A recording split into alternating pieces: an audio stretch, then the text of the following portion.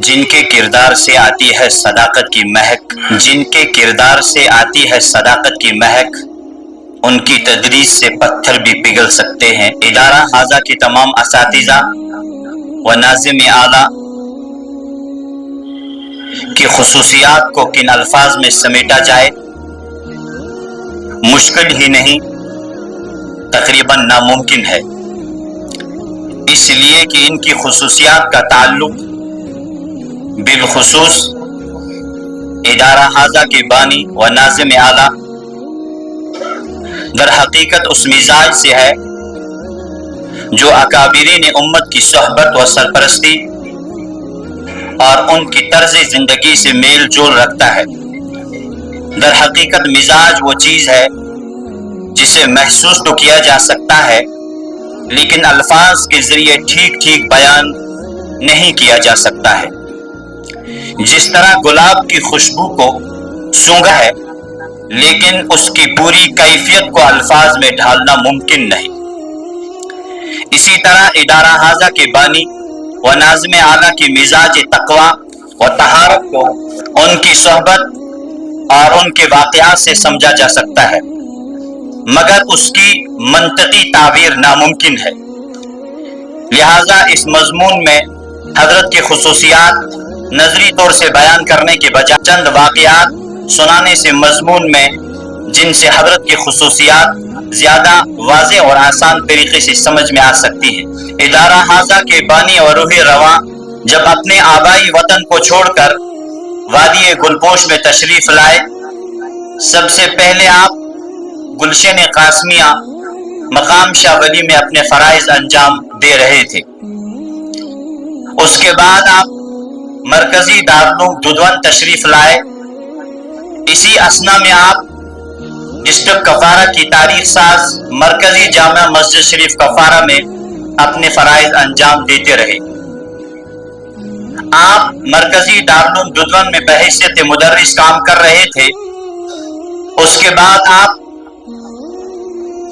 جس وادی میں آپ اور ہم بیٹھے ہیں اور جس گاؤں میں گھوس میں آپ تشریف لائے اور ایک مکان میں آپ مکتب چلا رہے تھے، اسی مکتب سے آج یہ شجر طیب جو آپ دیکھ رہے ہیں، جس کا تنا ہر اعتبار سے مضبوط اور جس کی ٹہنی ہر اعتبار سے اس وقت ہم دیکھ رہے ہیں، اللہ تعالیٰ ان ٹہنیوں کو اور ان پتوں کو سرسبز و شاداب رکھے۔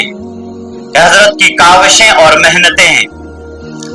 میں خود اپنی ایک بات آپ کے سامنے رکھوں، جب میں ادارہ حاضہ میں آیا، جس دن مجھے آنا تھا داخلے کے لیے، اتفاقاً تاخیر ہوگی، مجھے اپنے والد محترم ساتھ تھے اور میں آیا، حضرت قاری صاحب دامت برکاتہ العالیہ اور حضرت مولانا فاروق صاحب زیدہ مجدہ جن کو ہم بڑے حافظ صاحب کے نام سے یاد کرتے ہیں، یہ دونوں موجود تھے دار قدیم میں، اور ہمارا کچھ امتحان ہوا اور آخر میں یہ کہہ دیا گیا کہ بیٹا آپ بہت چھوٹے ہو، کپڑے دھونے ہیں، کچھ کام کرنے ہیں، تو آپ کر سکو گے یا نہیں کر سکو گے؟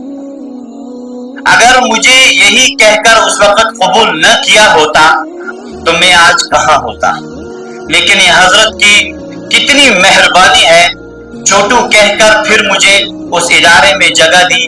آج میں بہت شاداں و فرحاں ہوں، خیر گفتگو تو کر رہا ہوں، لیکن اس سے زیادہ میری مسرت کیا ہو سکتی ہے؟ میں اپنے مشفق مہربان اساتذہ صاحبان حضرت قاری صاحب دامت برکاتہ العالیہ، دیگر حضرت مولانا فاروق صاحب جن کو ہم بڑے حافظ صاحب کے نام سے یادتے ہیں، میرے مشفق مہربان حضرت مولانا عتیق الرحمان صاحب دامت برکاتہ العالیہ، گرامی قدر استاد حضرت قاری عبد القیوم صاحب دامت برکاتہم العالیہ، میرے مشفق استاد حضرت مفتی منیر صاحب حفظہ اللہ تعالی، میرے مہربان استاد حضرت حافظ فاروق صاحب پنش والے دامت برکاتہم العالیہ، دیگر تمام اساتذہ اور تمام رفقا کا میں سامنے کھڑا ہو کر دیدار کر رہا ہوں۔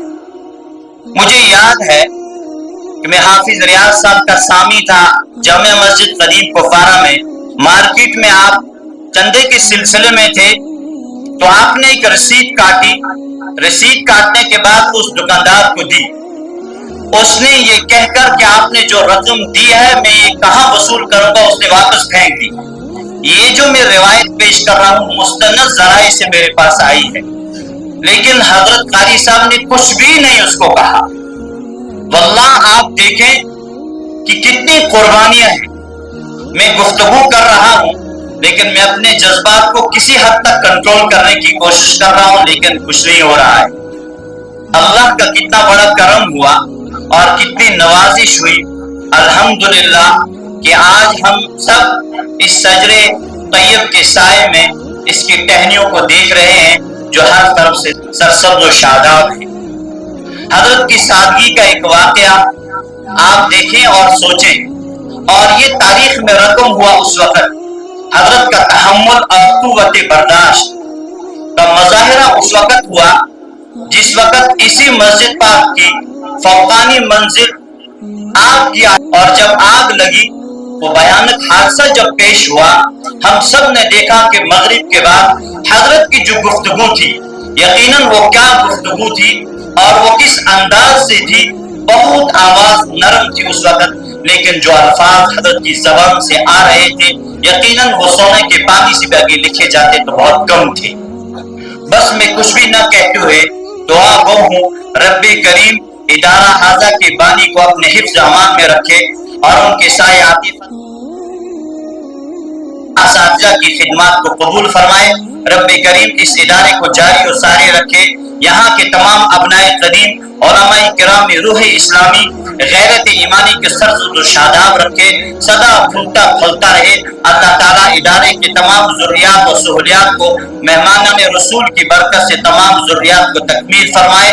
اللہ تعالیٰ جملہ شرور و فتن سے اس مثالی ادارے کی آسمانی و سلطانی جملہ شرور و فتن سے بھرپور حفاظت فرمائے۔ نور حق شمع الہی کو بجھا سکتا ہے کون؟ جس کا حامی ہو خدا اسے مٹا سکتا ہے کون؟ والسلام علیکم ورحمۃ اللہ۔